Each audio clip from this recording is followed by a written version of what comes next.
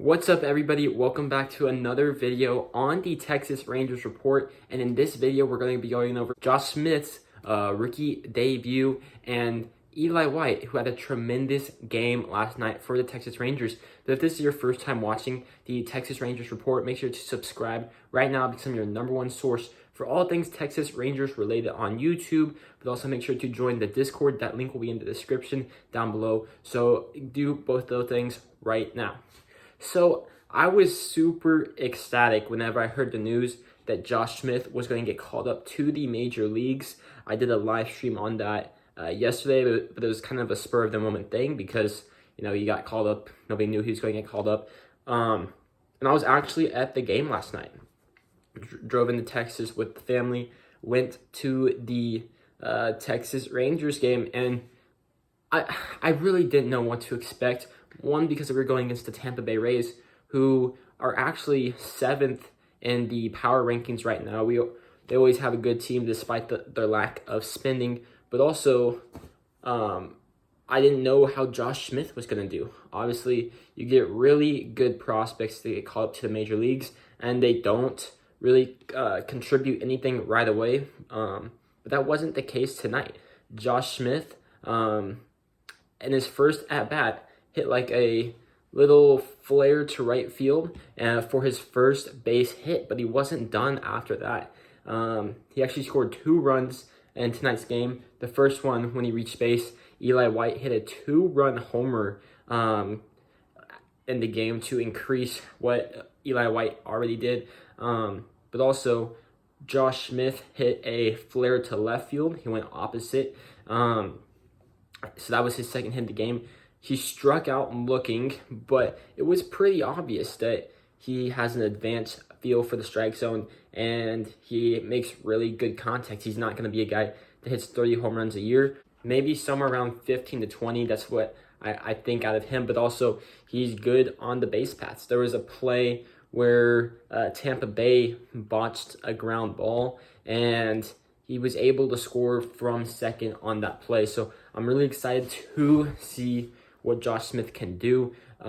Zach Rex, who also got called up yesterday, didn't really do too much out in left field. So I'm hoping Josh Smith is here for the long haul because Andy Ibanez, yes, he had a good road trip. He won us a game, but the entire season he hasn't been extremely good. He's not too versatile. Yes, he could play third. Yes, he could play second.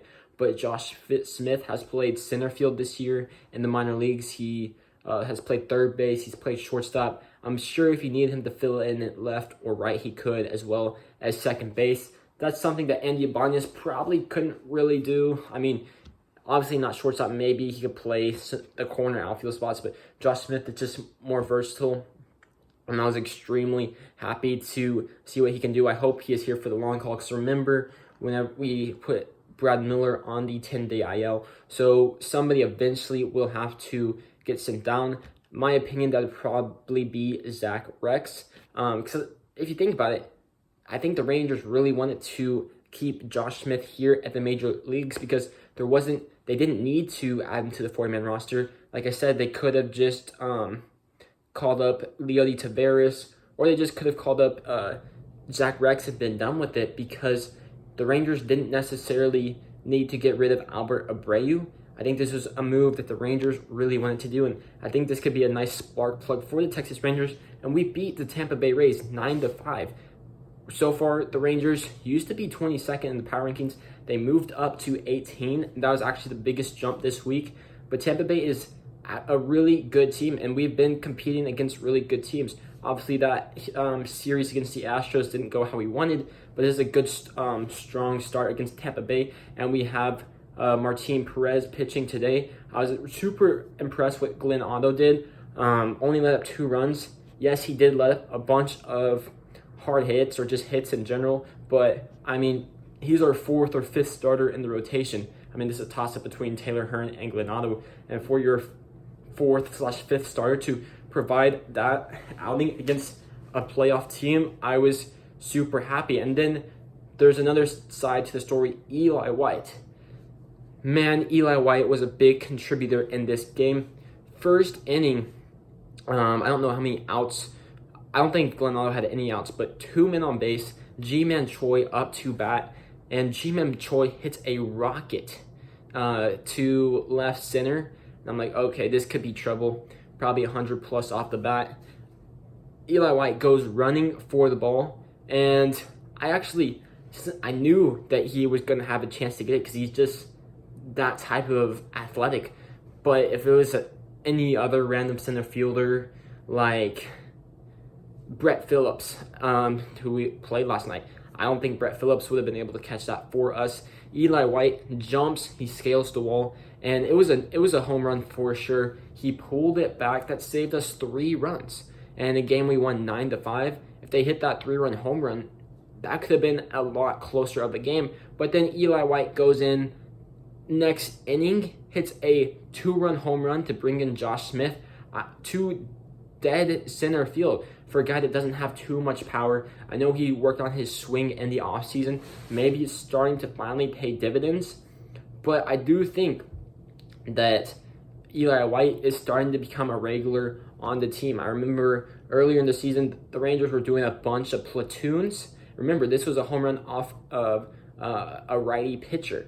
So that is super impressive. I remember earlier in the season, it was Adolis and center, Cole Calhoun in right, and Brad Miller in left. But this could all start to change because, yes, Brad Miller was on the IL, but obviously tonight I do think this helps Eli White get another start. We're facing a left-handed pitcher in Ryan Yarbrough, so it'd probably be they'd probably move Eli White to left now, and then Adolis to center, Cole Calhoun to right. But after that performance, Eli White is obviously your best defensive player on the team. Why don't you just keep him out at center field, maybe move Adolis to left or Cole Calhoun to left? But obviously, it's hard to make those different changes. Players get used to certain positions. But I was super impressed with Eli White and Josh Smith. It was impressive. Like I said in the live stream, I don't think we've had this caliber of a prospect called up to the Texas Rangers in a while. I think the last time it was probably Joey Gallo.